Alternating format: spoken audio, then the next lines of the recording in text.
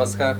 शंखनाद न्यूज चॅनलच्या insight analysis या कार्यक्रमात मी सुनील कुहीकर आपलं सगळ्यांचं स्वागत करतो. मित्रांनो, आपल्याला कल्पना असेल की अलीकडच्या काळामध्ये राहुल गांधी यांची एकूण जी प्रतिमा संपूर्ण देशभरामध्ये निर्माण झाली आहे, ती प्रतिमा बघत असताना एक पप्पू या शब्दाचा जो वापर त्यांच्यासाठी केला जात होता, त्याच्या कुठेतरी त्याच्यापासून वेगळी अशी त्यांची प्रतिमा स्वतःची निर्माण करण्यात त्यांना एका पातळीपर्यंत यश आलं की काय असं वाटावं, इतका बदल राहुल गांधींनी त्यांच्या एकूणच व्यक्तिमत्वामध्ये, एकूणच त्यांच्या प्रेझेंटेशन मध्ये केलेला आपल्याला दिसतो, जाणवतो.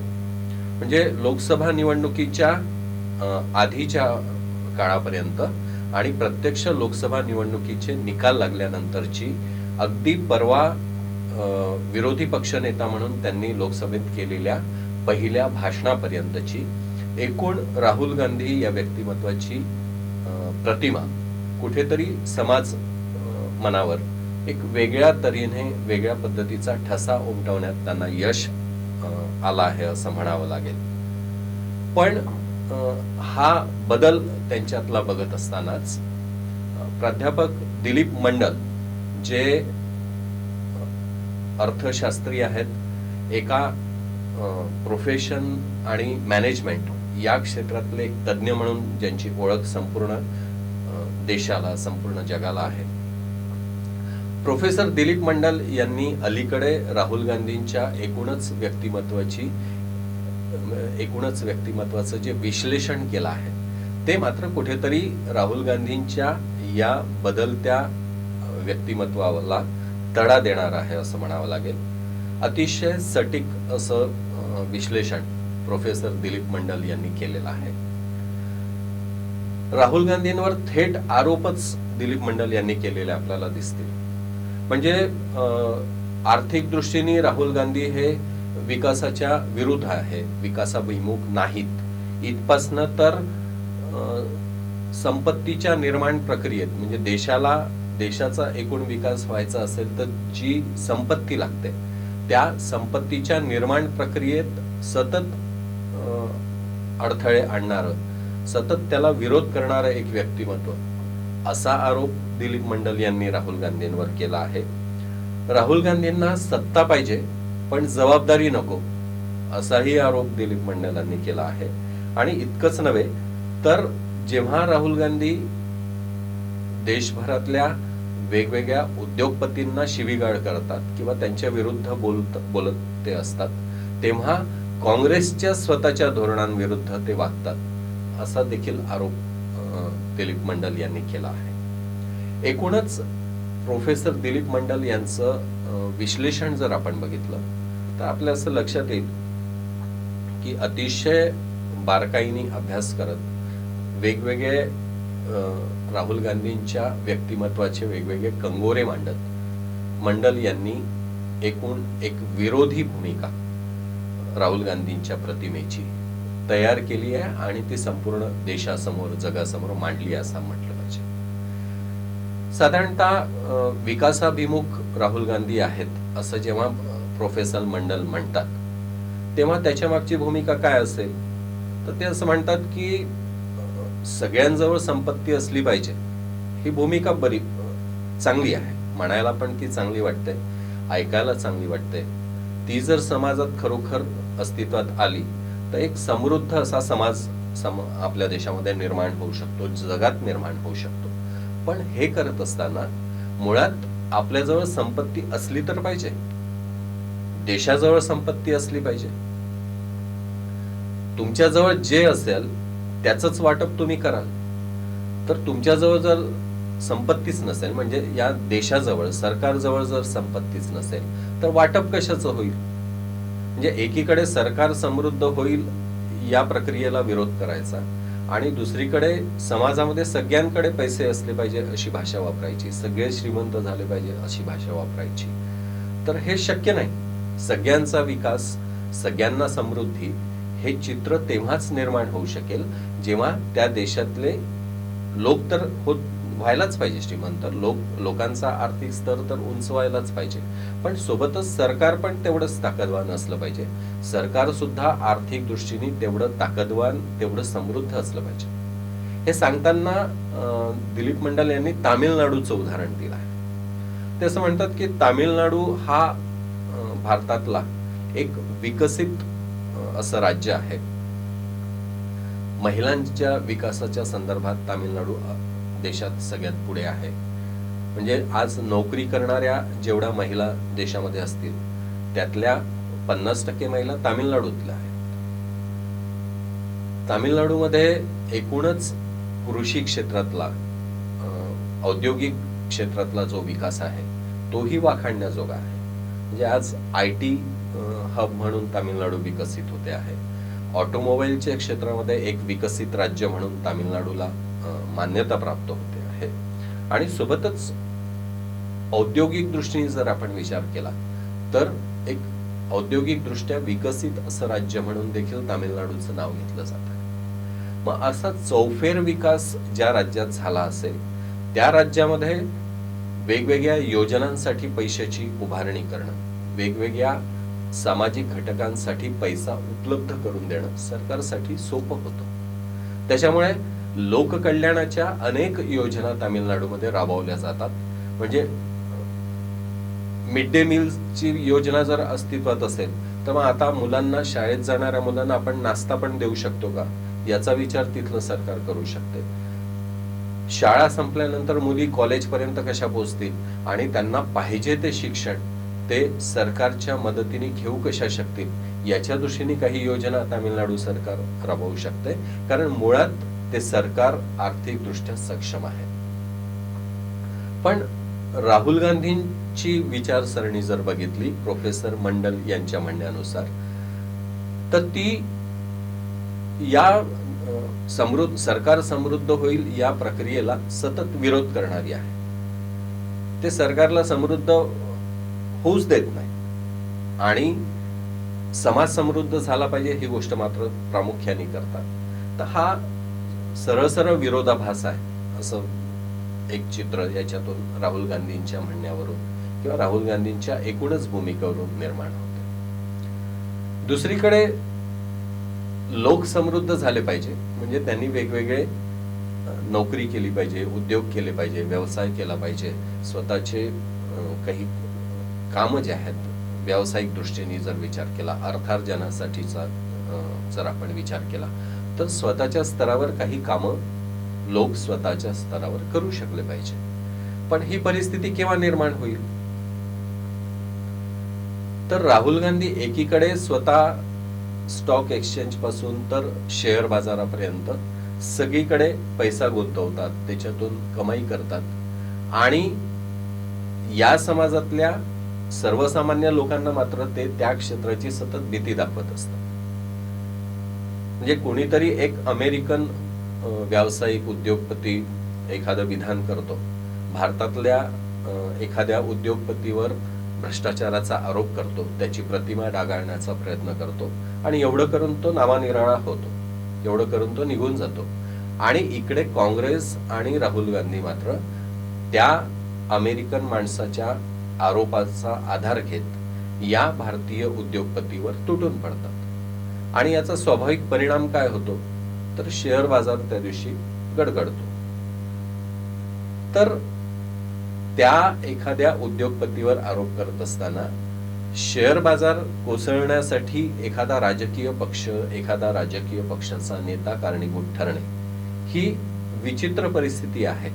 आणि ही निर्माण करण्याचं श्रेय कोणाला जात असेल तर ते काँग्रेस पक्षाला आणि राहुल गांधींना, त्या पक्षाचे नेते असलेल्या राहुल गांधींना जाते. ही अतिशय विचित्र अशी परिस्थिती या समाजामध्ये, या देशामध्ये निर्माण करण्याचा विक्रम जो आहे तो राहुल गांधींच्या नावे नोंदवला जाऊ शकतो, अशी भूमिका देखील प्रोफेसर दिलीप मंडल यांनी मांडली आहे.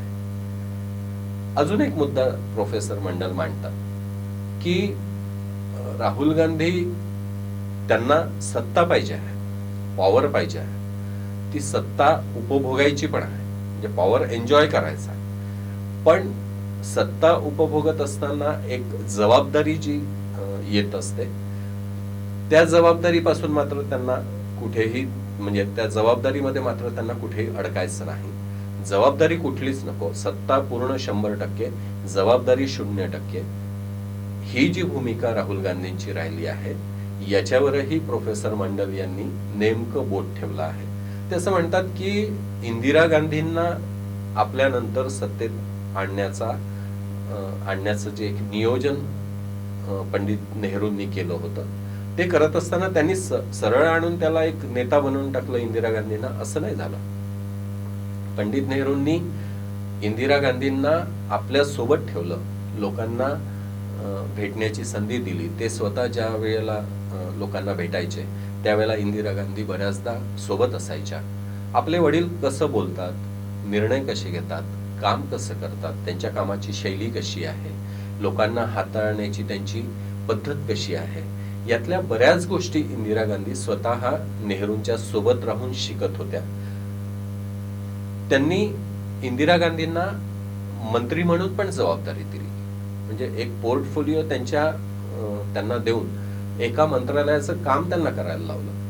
म्हणजे एखाद्या मंत्रालयाची जबाबदारी स्वीकारून एक मंत्री म्हणून जेव्हा इंदिरा गांधी काम करत होत्या, तेव्हा तिथे होणारे निर्णय, तिथे होणारी सगळी प्रक्रिया, तिथलं यश अपयश, या सगळ्यासाठी एक जबाबदारी जी आहे ती इंदिरा गांधींवर आलेली. त्याच्यामुळे या प्रक्रियेतून जात गेल्यामुळे एक वैचारिक प्रगल्भता, एक व्हिजन जे आहे ते इंदिरा गांधींना स्वाभाविकपणे प्राप्त होत गेलं. राहुल गांधींच्या बाबतीत मात्र ही प्रक्रिया घडलीच नाही, कारण ते थेट नेते झाले. युपीएचं सरकार या देशामध्ये आल्यानंतर खरं तर राहुल गांधींना, म्हणजे सोनिया गांधी नेत्या झाल्या असत्या आणि राहुल गांधी त्यांनी डॉक्टर मनमोहन सिंग यांच्या नेतृत्वात एखादं मंत्रालय सांभाळलं असतं, एक मंत्री म्हणून काम केलं असतं, तर एक प्रशासनिक अनुभव जो आहे तो त्यांना आला असता.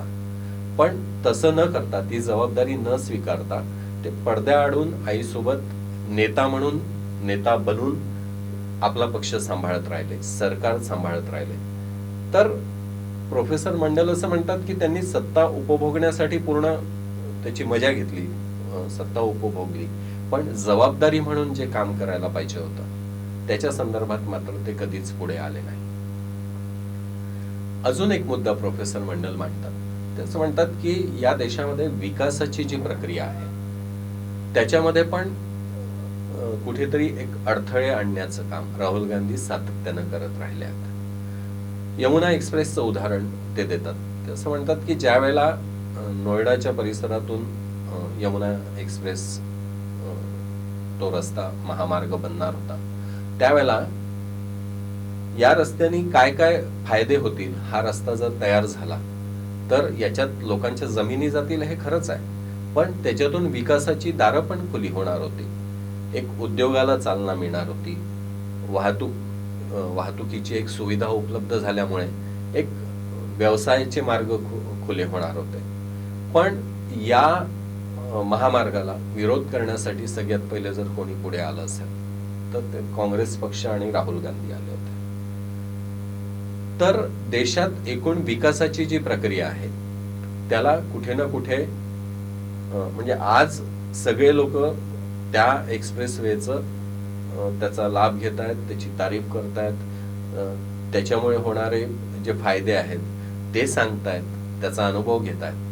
पण त्याच्या निर्माण प्रक्रियेमध्ये सगळ्यात पहिले जर तो जो सुरुवातीचा टप्पा होता त्यावेळेला जी समर्थनाची एक भूमिका घेण्याची गरज होती, देशाची आवश्यकता म्हणून या महामार्गाला समर्थन देण्यासाठी पुढे येण्याची जी गरज होती, त्यावेळेला मात्र नेमका राहुल गांधींनी विरोधाचा मार्ग स्वीकारला, विरोधाची भूमिका घेतली आणि एकूणच देशाच्या निर्माण प्रक्रियेत, देशाच्या विकासाच्या टप्प्यांमध्ये राहुल गांधी कुठे ना कुठे एक विरोधी भूमिका घेत राहिले आहेत. दुसरीकडे या देशामध्ये जातीनिहाय जनगणना करण्याचा एक मुद्दा, जे आता ते प्रकर्षाने मांडतायत. यावेळच्या लोकसभा निवडणुकीच्या प्रचार मोहिमेमध्ये प्रचाराच्या काळामध्ये राहुल गांधींनी सरळ सरळ जातीनिहाय जनगणना व्हायला पाहिजे अशी भूमिका घेतली. काँग्रेस पक्ष ती करेल असं म्हटलं आहे. याच्यावरचा एक प्रश्न विचारला जातो की मग आतापर्यंत काँग्रेसच्या हाती जेव्हापर्यंत सत्ता होती अगदी 2014 पर्यंत, तर तेव्हा काँग्रेस पक्षाने ही जनगणना का केली नाही?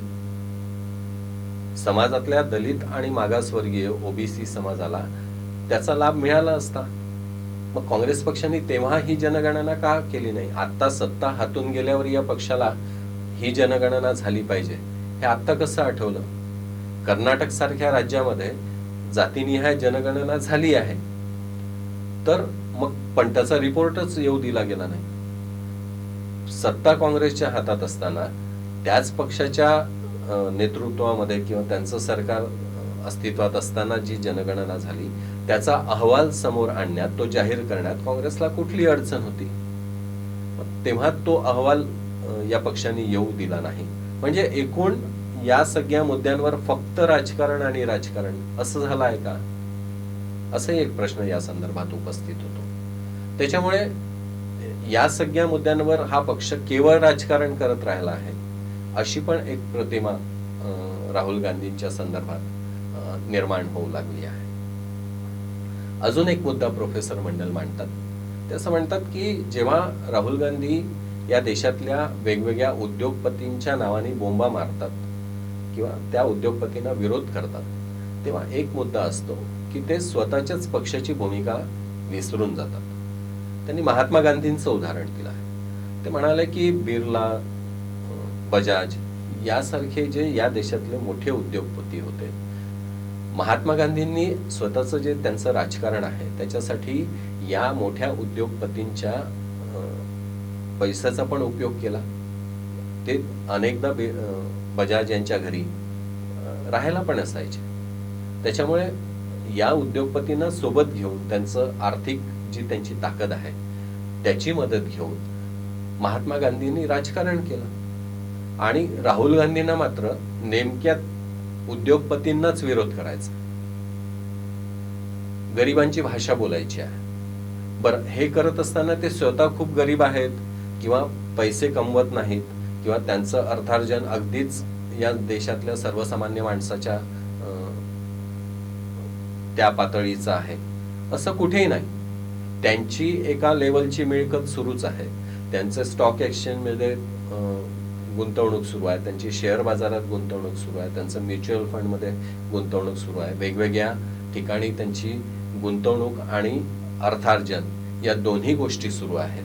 फक्त उद्योगपतींच्या नावाने शिवीगाळ करायची, बोंबा मारायच्या आणि या देशातल्या सामान्य माणसाच्या हिताची भाषा आपण बोलतो आहे या पद्धतीचं प्रेझेंटेशन करायचं.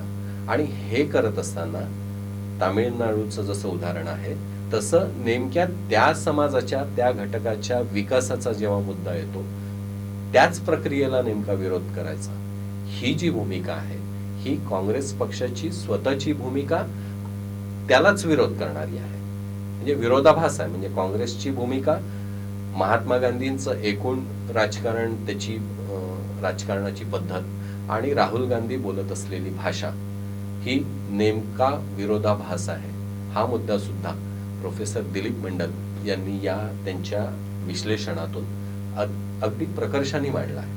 एकूणच राहुल गांधींचं व्यक्तिमत्व अलीकडच्या काळामध्ये एक ज्या उंचीला राहुल गांधी पोचले आहेत त्याला तडा देणारी ही सगळी मांडणी, हे सगळं विश्लेषण जेव्हा प्रोफेसर दिलीप मंडल करतात तेव्हा एका या देशातला लोकसभेतला विरोधी पक्षनेता, त्या पदापर्यंत पोहोचलेलं एक व्यक्तिमत्व म्हणून राहुल गांधींचा कुठेतरी नव्याने विचार या देशाला करावा लागेल का, एक अभ्यासाचा विषय प्रोफेसर मंडल यांच्या मांडणीतून समोर आला आहे. एवढंच.